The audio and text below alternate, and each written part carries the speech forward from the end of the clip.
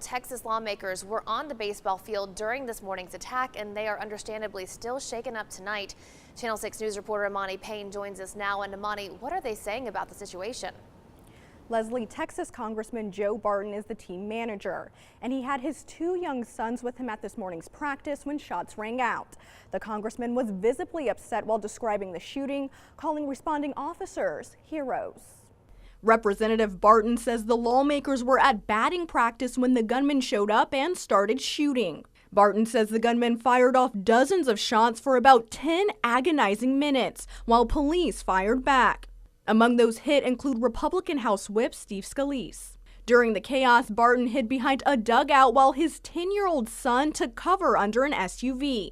They took a moment earlier today to thank responding police. They shot the shooter, and I think the security detail saved a lot of lives because they attacked the shooter. So the heroes are the Capitol Hill Police, Alexander Police, and Steve Scalise's security detail. The chair for the Republican Party of Texas speaking out, saying in part, "We give thanks that the immediate response of brave law enforcement officers prevented a greater tragedy." We spoke to local Representative Bill Flores by phone about the incident earlier today. While he was not at the scene, he says he talked to some of his colleagues who were.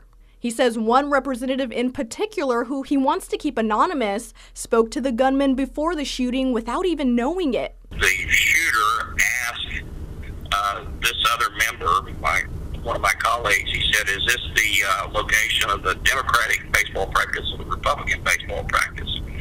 And he said it was the Republican baseball practice. And so my colleague didn't think that much about it, moved on, but then later on we found out that this guy was targeting Republicans. He goes on to say that representative is troubled by the exchange and wonders if he could have done anything differently.